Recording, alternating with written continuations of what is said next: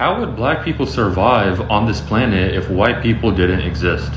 Now, the creator of this video right down here is not the person who made the original video. The original video was taken off with good reason because his racism showed tremendously. But it's a great video. And the reason why it's a great video because it demonstrates exactly how this new generation, younger generation, still thinks. Many of us like to think that as each generation goes on, that we become more enlightened. This is not always true. What we see here is somebody who does not understand history or have geopolitical context to their thought processes of today. Because he goes on to talk about how all these systems have been created in order to aid countries like in Africa, to aid black people in America, and so on and so forth. Not realizing that if not for his ancestors, then the majority of the world would not be in the condition to which it is in today. How can black people survive without white people if they've never existed? Easily.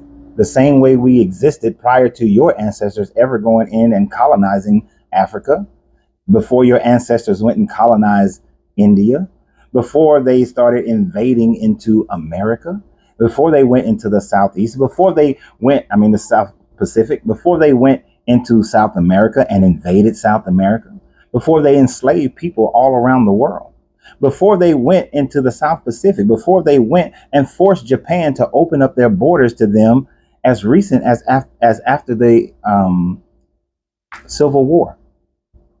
If not for the advent of white people, Caucasians, entering into other people's land and believing themselves to be superior and enslaving and dominating and stripping them of their resources, we were living fine without you. And guess what? If by some situation all the Caucasians on the planet disappeared today, we would be fine without you even today. You see, what you fail to realize is that people, no matter what people group, even Caucasians, have the ability to survive without any other group's interference. We have the ability to provide medicine. We have the ability to provide government. We have the ability to provide a method of commerce. We have the ability to provide laws and morality without Caucasians. Just as Caucasians were able to exist without black people, without Asian people, without any other persons when they were still in Europe. Yes, some black people will talk about how we came and taught y'all hygiene. The Moors came and taught hygiene to Europeans so that they would diminish the amount of diseases that they were incurring, plagues that they were incurring. But notwithstanding I'm a tit for tat, throw a stone at you, throw a stone at me. Elevate your consciousness just to realize that no people group requires the necessity of another people group running things for them, creating things for them, if that people group is left alone with their opportunities to grow and develop their own systems of nations.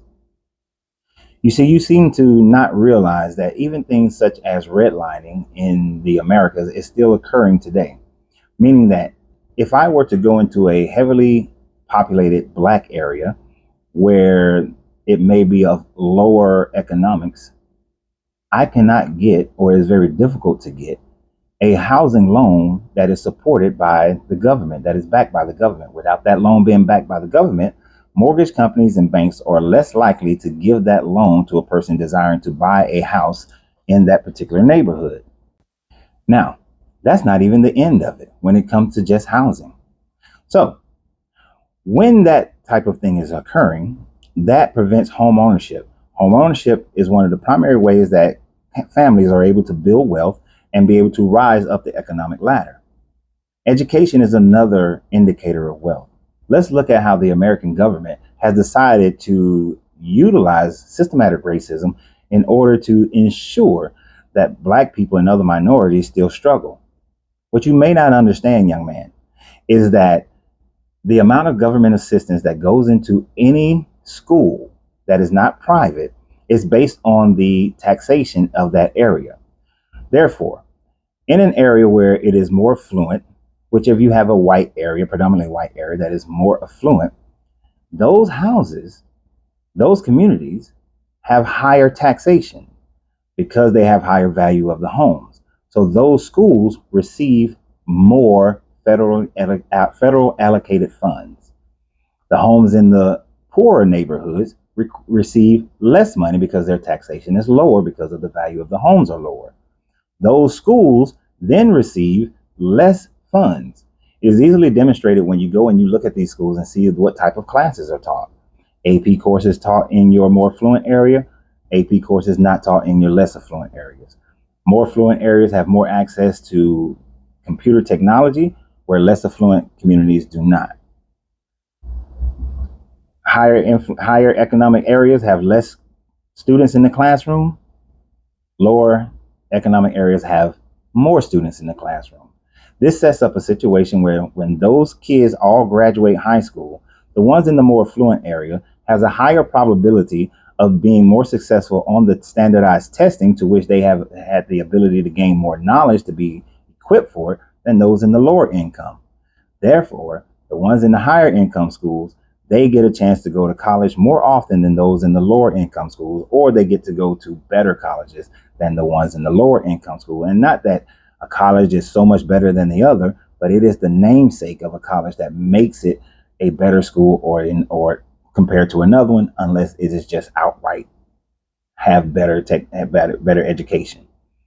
So when you do that based on taxation, you are setting up a situation where those kids will have less opportunity to elevate themselves financially. And we know that finances is the primary driver to crime. And when finances are the primary driver to crime, those in lower income areas who have less ability to achieve higher finances have a tendency to commit more crimes. And you can find this even in a poor Caucasian neighborhood. Those crime is higher in those neighborhoods just as they are in any other neighborhood. So it's not race that determines crime, but it's economics that determines crime. Then those people end up being cycled through the prison industrial complex. It affects oppressed people even more so because they have a higher percentage of people who are in the lower income areas.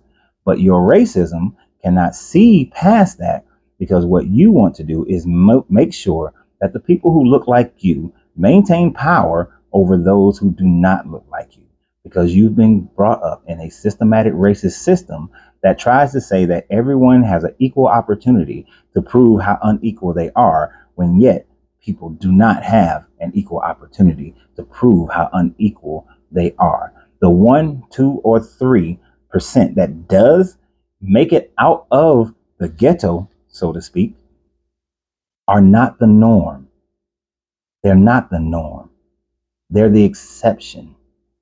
And in societies, most people are not the exception. Most people are the norm. Hence, we call it the norm. But thank you for your racism. And I would hope that oppressed people all around this great country of ours would recognize that this is the system that is in place. And instead of having Stockholm syndrome and participating in such a system, but would begin to realize that the only way that we can elevate ourselves is to practice our own form of racism, which means that we support each other. We spend our money with each other. We educate each other.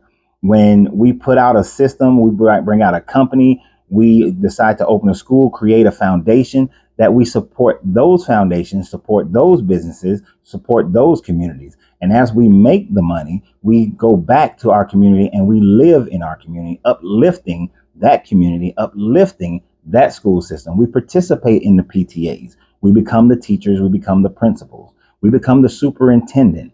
We build our own financial base of supporting one another instead of allowing ourselves to support a system and a people that do not support us. Once we learn this and understand this, then people like that young fella won't matter. But it is completely up to us to develop